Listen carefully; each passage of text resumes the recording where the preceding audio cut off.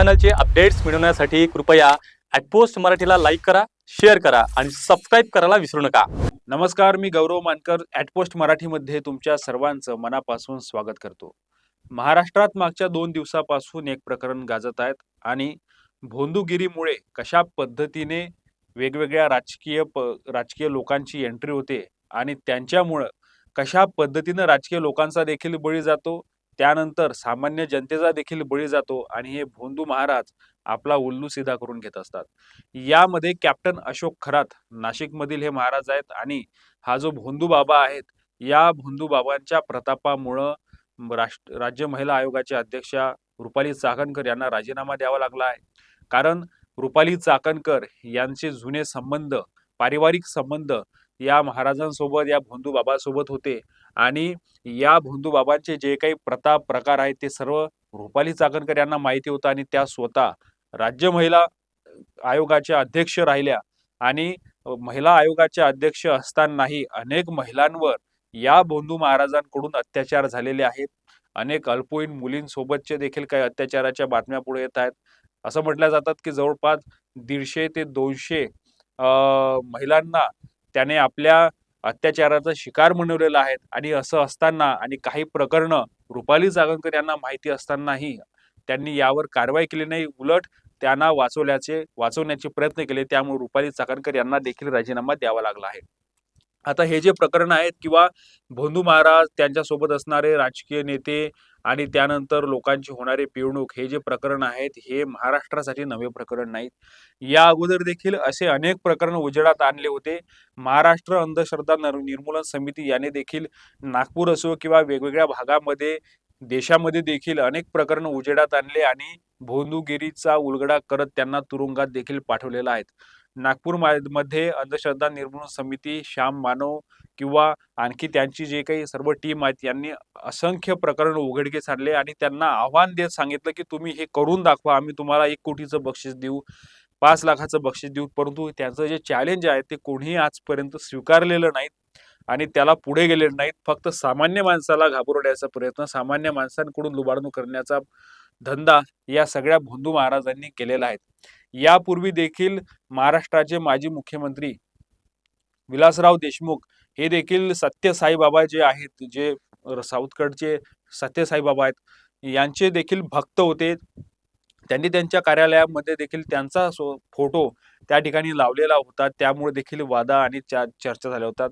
आता हे जे सत्यसाई महाराज आहेत यांचे देखील देशभरामध्ये मोठमोठे भक्त आहेत। त्याच पद्धतीने आसाराम बाबांचं देखील, आसाराम महाराजांचं नाव पुढे आलेलं होतं मध्यंतरी बलात्कार प्रकरणामध्ये, राम रहीम यांचं नाव आलेलं होतं।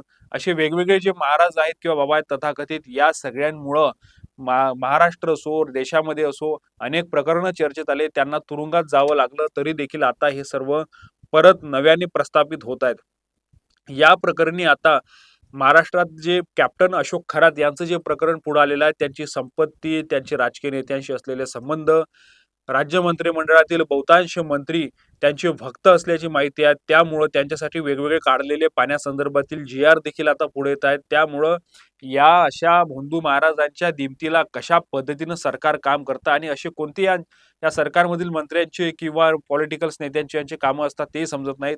अनेकांना आपलं भविष्य जाणून घेण्याची इच्छा असते आणि भविष्यात काय होणार हे जाणून घेण्याची इच्छा असते आणि त्या उत्सुकतेपोटी हे सर्व हे लोक करत असतात। यामध्ये प्रामुख्यानं रुपाली चाकणकर यांनी स्वतःची अनामिका जे बोट आहेत ते कापून घेतल्याची माहिती आहे। पौर्णिमेच्या दिवशी त्यांनी हा सगळा प्रकार केलेला आहे आणि ते त्यांनी करंगळी अनामिका कापून घेत त्याचं जे रक्त आहे ते सोन्याच्या एका बांगड्यावर सांडून, आणि ही जी सगळी प्रक्रिया आहे आता या संदर्भातील वेगवेगळ्या बातम्या पुढे येत आहेत। त्यामुळे अंधश्रद्धा निर्मूलन कायद्याचं देखील हे उल्लंघन आहे आणि अशा पदावर बसलेली व्यक्ती जर का हे सर्व करत असेल, त्यामुळे हा प्रकार गंभीर होतो, म्हणून त्यांना या संदर्भामध्ये राजीनामा द्यावा लागलेला आहे। या प्रकरणी आणखी नवनवीन खुलासे पुढे येत आहेत आणि त्यामध्ये देखील अनेक खोदकाम जे काही सुरू आहेत, त्यामध्ये त्यांची जे प्रॉपर्टी आहेत, त्यांचे जे फार्म हाऊसेस आहेत, त्यांची विदेशामध्ये असलेली संपत्तीची चर्चा होत आहेत। त्याच पद्धतीने महिलांवरचे जे अत्याचार आहेत या संदर्भामध्ये देखील चर्चा होत आहेत। आता अशोक खरात यांची अटक तर झालेली आहे, परंतु या अटकेनंतर आता आणखी किती चेहरे पुढे येतात, किती नावं पुढे येतात।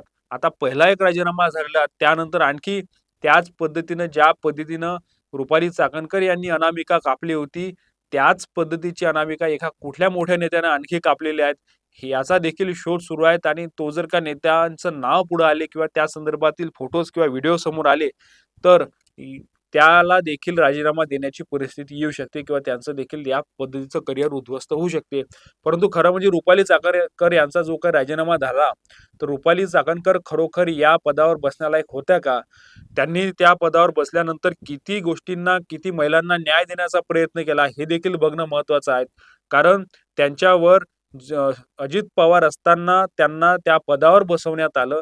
अजित पवार असताना देखील त्यांना देखील अशोक खैरात आणि रुपाली चाकणकर किंवा वेगवेगळे जे नेते आहेत, अजित पवारांना माहिती नसेल असं होऊ शकत नाही. त्यामुळे सगळं माहिती असताना रुपाली चाकणकर यांना कोणत्या कार्यक्षमतेच्या आधारे त्या पदावर बसवण्यात आलेलं आहे, हे खरं तर अजित पवारांनाच विचारायला पाहिजे होतं. परंतु आता अजित पवार सर्वांमध्ये आहे नाही, त्यामुळे हे प्रश्नचिन्ह त्यांच्यापर्यंत देखील जातात. आणि म्हणून अजित पवारचा मृत्यू झाल्यानंतर आता त्यांच्यासोबतचे जे जे व्यक्ती आहेत, त्यांच्या देखील एका पाठोपाठ एक विकेट पडत आहेत. आणि त्याचाच तर हा एक भाग नाही का, अशी देखील एक प्रश्न आणि राजकारणामध्ये देखील चर्चा होत आहेत. या प्रकरणी काय होणार आहे आपण बघणार आहोत. त्या संदर्भातच अंधश्रद्धा निर्मूलन चळवळीतील काही लोकांच्या मुलाखती देखील आम्ही तुमच्यापर्यंत या संदर्भात आणण्याचा प्रयत्न करणार आहोत. आमचा व्हिडिओ तुम्हाला कसा वाटला कमेंट बॉक्समध्ये कमेंट करून नक्की कळवा. आणि या संदर्भातील काही नवे अँगल्स असतील किंवा विदर्भामध्ये देखील अशा पद्धतीच्या घटना या अगोदर घडलेल्या आहेत, त्या देखील आम्ही तुमच्या समोर आणू. परंतु तुमच्या लक्षामध्ये देखील, तुमच्या ध्यानात जर का आणखी अशा पद्धतीच्या काही गोष्टी किंवा घटना असतील, तर त्या देखील तुम्ही आमच्यापर्यंत पोहोचवा. कमेंट बॉक्समध्ये आम्ही आमचा मेल आयडी देखील देत आहेत. कमेंट बॉक्समध्ये ते तुम्ही देऊन आम्हाला कळू शकता. बघत राहा ॲट पोस्ट मराठी. लाईक करा, शेअर करा आणि सबस्क्राईब करायला विसरू नका. धन्यवाद.